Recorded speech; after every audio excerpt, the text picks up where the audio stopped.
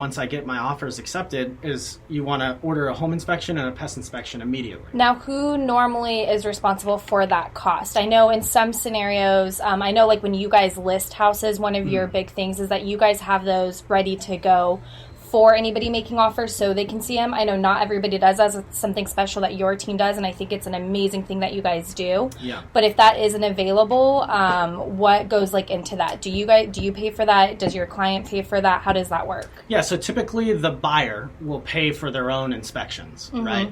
So a home inspection is $300 to $400, and a pest inspection is, I guess, $50 to $100. So typically the buyer pays for that. So that's something that we'll get into later that sets our team apart. I pay for that for my clients. And so does everyone within the SWAC Real Estate Group. And some agents do, some agents don't. But that's why we're trying to set ourselves apart. For sure. But yeah, so we'll schedule that out. You go meet the home inspector and the pest inspector. They're two different inspections. And after the home inspection is complete, that's another relationship that you have to build. We use a local guy, Abear Property Inspections, Steve Abear, and I have a good relationship with him. So, he will walk me through the report and tell me, this is what I mean by these wires aren't connected correctly, and this is what it could mean to your client. So it's good to have a good relationship with the home inspector, because he not only explained it to me, he also explained it to my clients. And then, if something gets flagged on a home inspection, that's not really a big deal. We don't have to ask it in the negotiations. The home inspector will say, this isn't really a big issue. This is just something that, you have to check the box. Right. So it's great to have a good relationship with them. And then as far as the termite inspection goes, they'll do a termite inspection. It takes about an hour, and then you get a full report of how much termite damage is on the property. In this area, there's almost always termite damage, just because the humidity, we're right next to the ocean. So you have to be prepared for that, and that's where kind of my job comes into play during escrow, is negotiating, who's going to pay for that, because that is part of the negotiation. Most of the time, sellers will pay to get the house tented, or to get certain, like the eaves have a lot of termite damage, so somebody has to pay to get those repaired. A buyer doesn't want to move into a house that has a lot of termite damage. Right. But it's all case by case basis. Some sellers are selling the house as is and say, I don't want to pay for anything. In at least my two recent transactions, there was a lot of give and take. So it's good. We would say we would like this to be replaced. If you don't want to pay for it, maybe we'll get a credit or something like that towards closing costs. That's kind of getting deep into it, but yeah, there's just a lot of negotiation that goes on there, and like you were saying, it's all about having a good agent who's, at the end of the day, my job is to represent my client's best interests. Right. So I'm doing everything I can to represent them in the best capacity that I can. So I'm going to try to get as much out of it for them as I can. I don't want, if I have a particular client who isn't handy and doesn't want to do a lot of work herself, I'll negotiate as hard as I can into that. Herself, or I sometimes we have clients who are going to flip the house, so it doesn't even matter. This portion doesn't matter. They're like, we're going to tear it all down anyways. Right.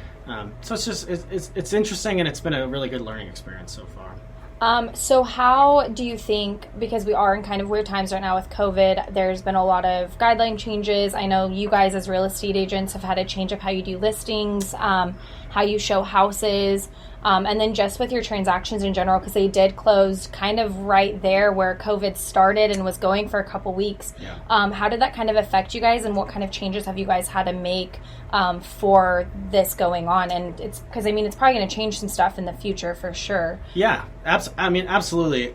So this was all like uncharted waters when this happened. So the biggest thing that I learned during that process was nobody knew how to react to this, including like the California Association of Realtors. Right. They were sending out these forms, and then I was watching webinars every day with trying to understand these forms. Normally I could read through a form. I have Paul, and I'll say, hey, this is my understanding of this form. What do you think? And we'll go back and forth, and we'll learn how to write a particular contract or a particular form correctly. In this case, nobody knew. Paul didn't know. Nobody knew. Right. So it was very interesting to just try to do it to the best of my knowledge. And it was an interesting process trying to explain to my clients, hey, so these things don't typically happen, but we're going to have these issues.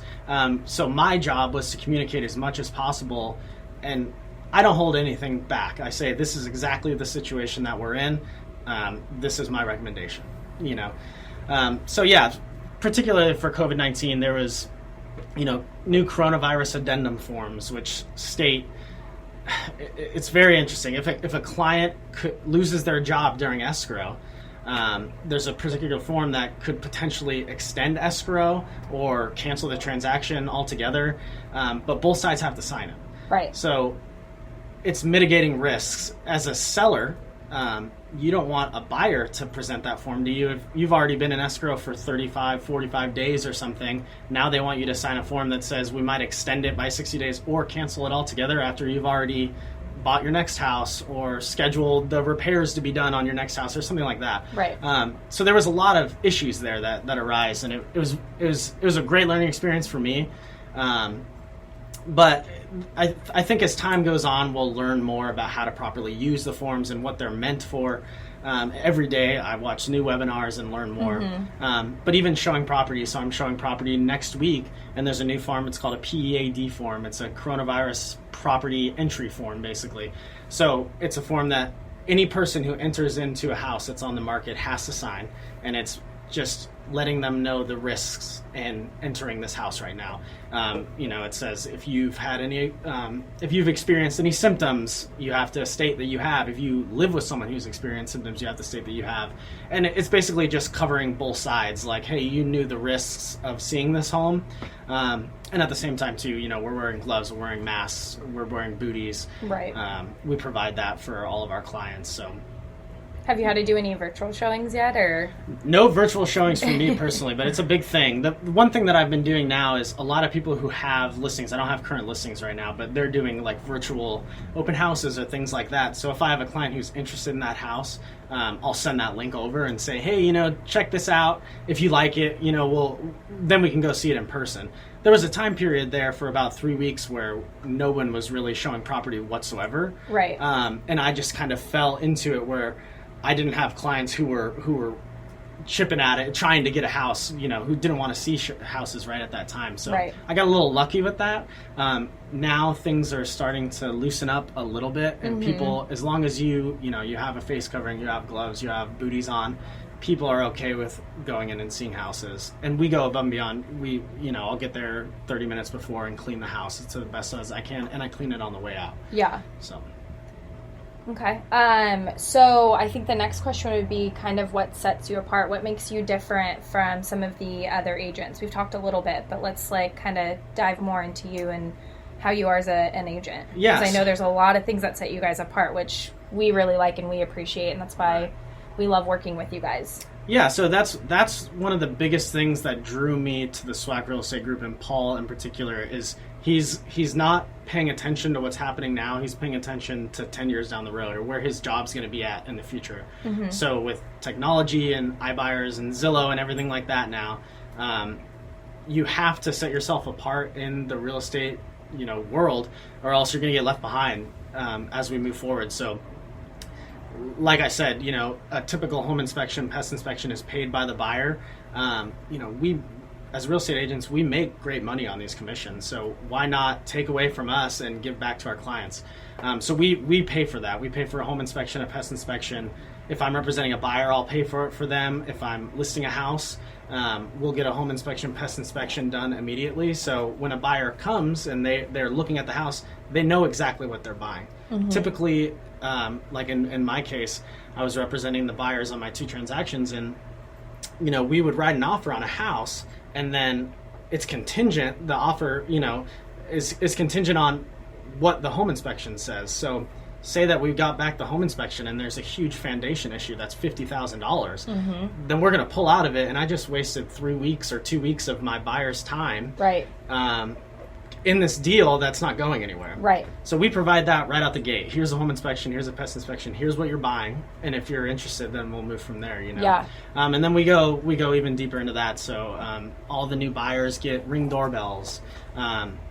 We'll do a love it or list it. So if if you buy a house and you don't like it within, the first 3 months, and you're just like, we really regret buying this house, we'll list it for you for no commission. So really what we're trying to do is just set ourselves apart from the day-to-day and how agents have run their businesses in the past. Yeah. We're trying to look ahead and see what issues might come with, with iBuyers and things like that. Mm-hmm. A big thing that I've learned through getting into real estate is there's a big difference between an agent who's willing to go above and beyond and an agent who has, a lot of agents do a ton of business. And through that, they don't provide like the quality of customer service. Mm-hmm. So that's something that we just focus on. I'm very focused on not being salesy.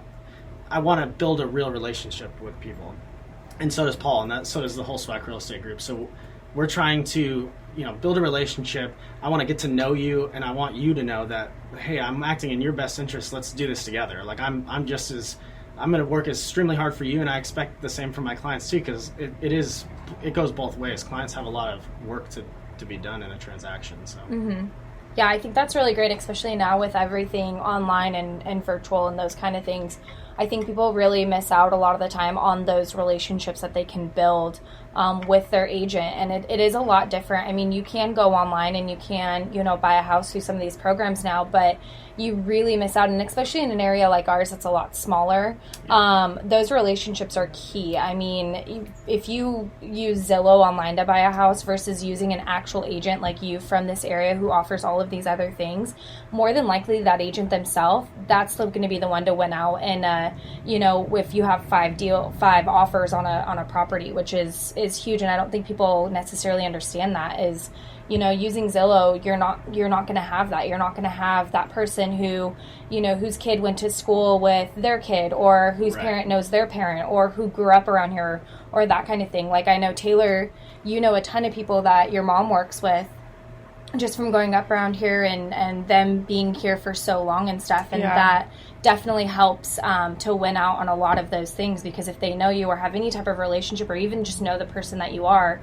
they're going to want to go with that because they know that's genuine over, picking a Zillow offer kind of thing. Exactly. So I think that is really awesome that you guys are doing that, and that's really key. And I know we've always heard really great things I've heard great things about you from your clients. I've heard great things, about your team and how you guys run things, and you don't always find that. You guys are super genuine, and that's super awesome. Yeah, and it's intentional.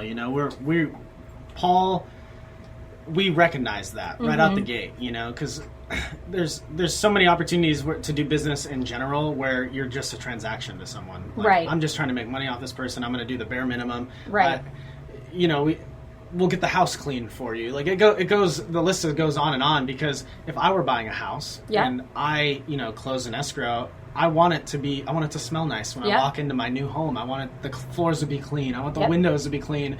I'm just like anybody else, so we think about that kind of stuff, and we'll sit down and we'll talk about it for hours about what can we do to set ourselves apart. Right. And that's something that we take pride in, and what clients should be looking for. You should be looking for that company that's, hey, we're trying to be the best. We know that it's a competition, and as much as it is a competition, like our small community of agents, we all really work extremely well together, and we're all in it together, especially at Keller Williams. Mm-hmm. But at the end of the day, you have to look for that agent who's trying to set themselves apart, who's willing to go the extra mile, who's willing to do the extra dirty work to make sure it's as smooth as possible. Yeah, I agree. Do you have any questions for Jacob, Taylor? Yeah, I don't know.